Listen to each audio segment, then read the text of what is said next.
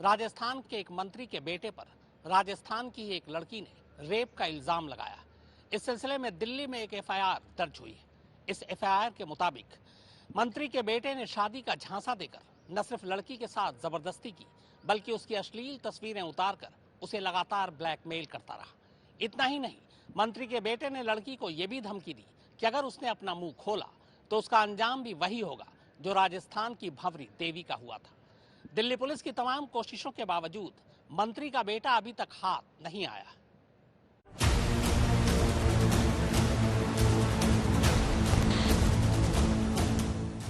भेड़िया है, लड़कियों को ढूंढता है। पर रोहित ने एसएचओ के सामने मेरे साथ मारपीट की और वो कुछ नहीं कर पाए। बोलता है कि क्या हुआ, मिल गया सुकून, कर ली एफआईआर। उसने मुझसे एक शादी का झूठा नाटक रचा था।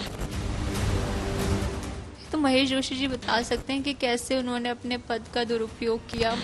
कानून तो सबके लिए समान है और कानून में जो प्रावधान होंगे वो सब प्रावधान किए जाएंगे। देखिए, कानून अपना काम करे सब जगह पर, उसमें किसी को एतराज नहीं हो सकता कि कानून के हिसाब से आप कार्रवाई करो।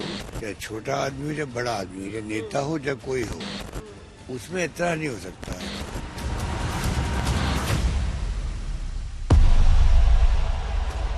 राजस्थान के एक ताकतवर मंत्री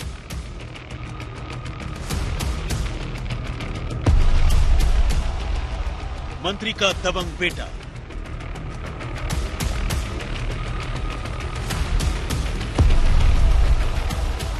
राजस्थान की एक बेटी,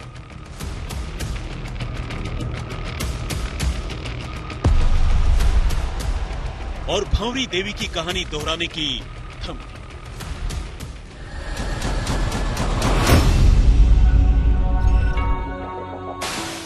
भंवरी देवी तो याद होगी ना आपको, वही भंवरी देवी जिसने एक वक्त राजस्थान की सियासत में भूचाल ला दिया था। बाद में उसी भंवरी देवी को बड़ी बेरहमी से मार दिया गया।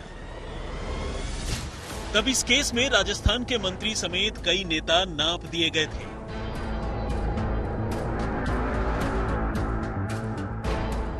उसी राजस्थान की सरजमीन से एक मंत्री के बेटे ने राजस्थान की एक बेटी को यह धमकी दी है कि अगर उसने अपना मुंह खोला तो राजस्थान एक और भंवरी देवी को देखेगा।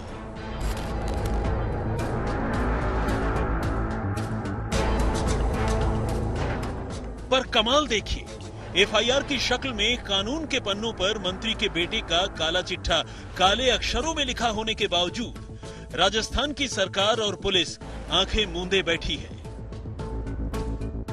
सत्ता, ताकत, हैसियत और हुकूमत के बीच से निकली ये वो कहानी है जिसे अगर वक्त रहते अंजाम तक नहीं पहुंचाया गया तो सचमुच कोई हैरत नहीं होगी अगर राजस्थान में एक बार फिर से भंवरी देवी की कहानी दोहरा दी जाए।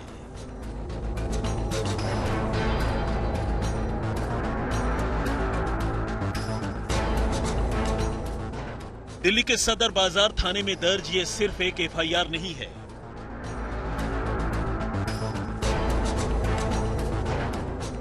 इस एफआईआर की हर लाइन कहानी है उस दरिंदगी की जिसे राजस्थान के मंत्री महेश जोशी के साहबजादे रोहित जोशी ने एक बेबस लड़की पर ढाई।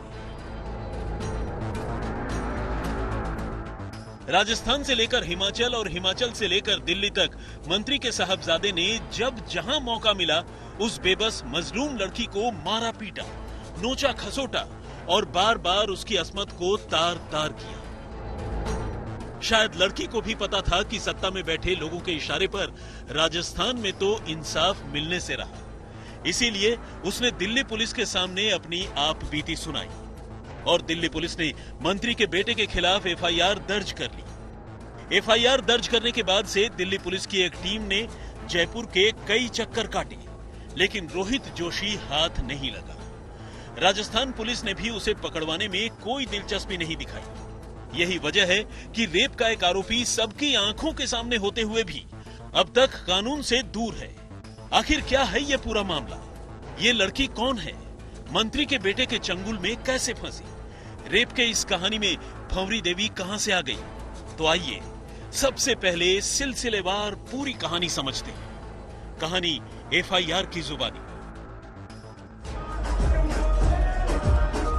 इस कहानी की शुरुआत हुई साल 2021 के शुरुआती दिनों में, जब रोहित के साथ पीड़ित लड़की की फेसबुक पर मुलाकात हुई। जल्द ये मुलाकात बातचीत और फिर दोस्ती में बदल गई। अब रोहित और लड़की का मिलना जुलना शुरू हो गया।